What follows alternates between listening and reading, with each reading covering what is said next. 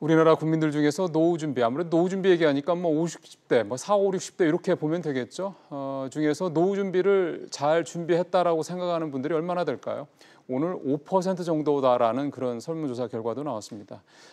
지난주에도 한 말씀드렸습니다만 대략 5, 60대 중에 한 40% 정도는 준비를 하고 있다, 뭐 이런 답변도 있는데 결국 절반은 준비를 어느 정도 하고 있고 절반은 뭐 거의 못 하고 있다. 우리 국민들의 이 노후 준비 상황이 이렇게 좀 현실적으로 나타나고 있는 건데요. 이런 상황에서 국민연금의 이런 뭐 조기 고갈론 등등 이런 문제들은 사실 여러 가지로 미래에 대한 우리 국민들의 불안감을 키울 수밖에 없습니다. 그 때문에 논란도 좀 커지고 있고요. 최근에 이 국민연금 인상안, 국민연금 개편안 이 부분 때문에 많은 국민들이, 많은 시청자분들이 관심을 갖고 있는 이유도 바로 그 부분 때문일 겁니다. 지난주 금요일 날 전화 연결을 통해서 말씀을 들었었던 홍익대 신성환 교수 다시 오늘 전화로 연결해서 그 이유 나온 얘기들까지 조금 더 얘기를 들어보도록 하겠습니다. 교수님 안녕하세요. 네, 안녕하세요. 예. 자, 지금 이제 국민연금 논란 이 핵심을 조금 좁혀봐야 될 것 같습니다. 여러 가지 얘기가 나오고 있어서 교수님께 보시기에는 어떤 얘기들을 좁혀볼 수 있을까요? 뭐 핵심은 일단 뭐 국가 간 약속을 왜 안 지키느냐 하는 게 이제 국민들이 갖고 있는 가장 큰 생각이고요. 그래서 이제 보험료를 더 내라 또는 늦게 받아라 또는 더 많이 내라 또 이런 이제 여러 가지 방안들이 논의가 되면서 국민들이 굉장히 불안해하는 게 논란의 핵심 아닌가 이렇게 생각을 합니다.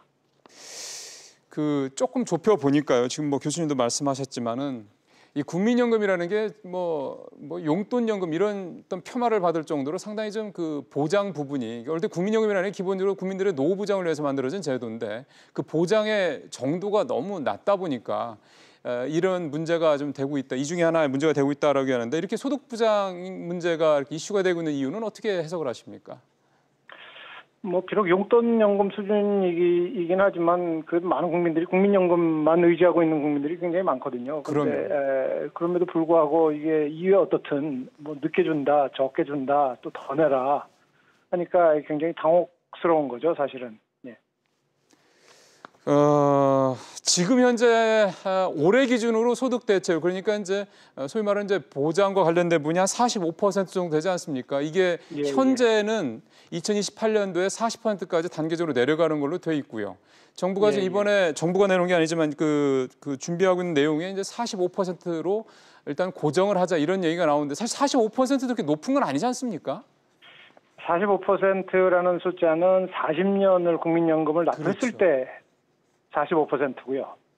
그리고 또 소득의 상한이 있기 때문에요. 실제로 많은 사람들이 실제로 받고 있는 이 평생 평균 소득의 45%라고 보기는 굉장히 현실적으로 어렵습니다. 왜냐하면 많은 국민들이 40년을 보험료를 내는 분들이 그렇게 많지가 않기 때문에. 그렇죠.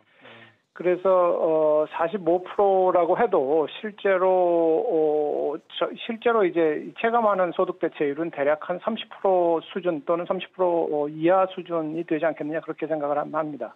예. 근데 사실 이 소득 대체율을 높인다. 그러니까 노후 소득 보장의 그 수준을 상당히 높이게 되면 결국 문제가 되는 게 이제 이 고갈이 더 빨라질 것이다. 이런 얘기가 되고 그만큼 이제 국민연금의 재정 안정성이 떨어질 수밖에 없다. 이런 거 아니겠습니까? 그렇습니다. 예.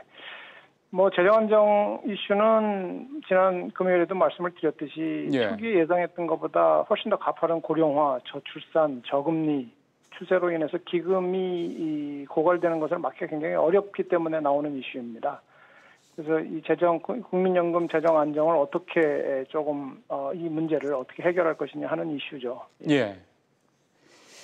사실은 이제 그래서 우리 국민들 입장에서 봤을 때 제일 좋은 거는 역시 소득 보장률도 좀 더 높여주고 국민연금의 재정도 좀 안정이 돼서 이 고갈에 대한 걱정을 안 하는 걸 텐데 이렇게는 어려운 건가 보죠? 이제 원칙적으로 말씀을 드리면 공짜 점심은 없다고 보시는 게 맞다고 생각을 합니다. 누군가는 고통을 부담을 해야 되겠죠. 우리 세대가 되든 아니면 우리의 후세대가 되든 고통을 부담을 해야 되는데 단지 만약에 600조 원을 상회하고 곧 1000조 원이 되는 이 기금을 고갈되기 전까지만이라도 운용 수익률을 추가적인 위험 부담 없이 제고할 수 있으면 이것이 가장 좋은 방법이 아닌가 그렇게 생각을 합니다. 그런 면에서 아마 요즘에 나오는 얘기가 이제 국민연금의 수익률이 너무 낮다라는 주장이 아닌가 싶습니다. 지금 상황에서 국민연금 수익률을 좀 높이면 지난번에 이거 신 교수님이 지난주에 말씀하셨던 내용도 잠깐 있긴 했었는데 그만큼 고갈 시기가 상당히 늦춰진다 이런 건데 수익률을 높이면은 이제 교수님께서 보시기에는 좀 어느 정도 이 고갈 시기가 더 뒤로 가는지 이런 거에 대한 데이터 혹시 있으십니까? 제가 꽤 오래전에 분석한 내용입니다. 사실 한 10년 전 정도 시점에서 분석을 한 내용인데 아마 지금은 약간 그 이제 이 영향이나 수치는 조금 변경됐으리라고 생각을 하는데요.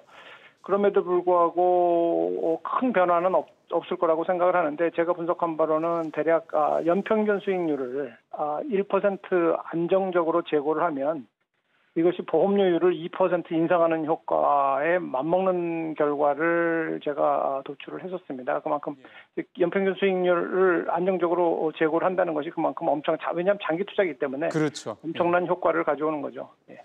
근데 지금 뭐 아시겠습니다만 올해 국민연금 수익률이 상당히 좀 낮은 것으로 나오고 있습니다. 뭐 0%까지 올 들어서는 수익률이 떨어졌다. 주식 같은 경우는 뭐 마이너스 수익률이다. 이런 얘기가 좀 나오고 있어서요. 이 수익률을 좀 올리기 위한 뭔가 좀 방법이 있어야 될 텐데 일단 올해 이렇게 수익률이 예전에 비해서 낮은 이유는 뭘까요? 가장 큰 이유는 주식 수익률이 저조하기 때문입니다. 주식 투자 비중이 꽤 높은데 한 20%에서 30% 정도 되는데 주식 수익률이 저조하기 때문인데 문제는 국내 경제 상황 그리고 향후 예상되는 금리 상승 환경 이런 것들을 생각할 때 기금운용 수익률에 대해서 긍정적인 전망을 갖기가 쉽지가 않다는 게 더 큰 문제죠 지금. 게다가 뭐 지금 기금운용본부장이 1년째 공석이고 그 자리를 채우기가 쉽지 않고 그 외 밑에 쪽에 있는 그 직급의 간부들도 좀 여러 사람이 자리가 비어 있다 이런 얘기가 나오고 있어서 아마 이런 얘기들이 자꾸 전해지니까 국민들께서 더 국민연금에 대해서 불안하다 이렇게 보고 계신 거라고 생각이 좀 되는데요. 예. 이게 뭐 쉬운 얘기는 아닙니다만 국민연금 수익률을 좀 안정적으로 좀 높이려면은 어떤 식의 제도 개선이 필요할 거라고 보십니까?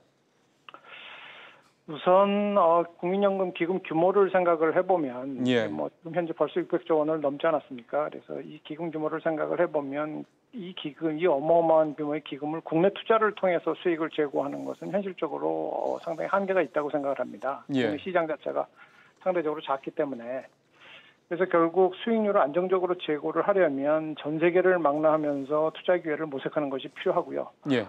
이것이 가능하려면 기금운용과 관련한 전문성이 절대적으로 필요하다고 봐야죠.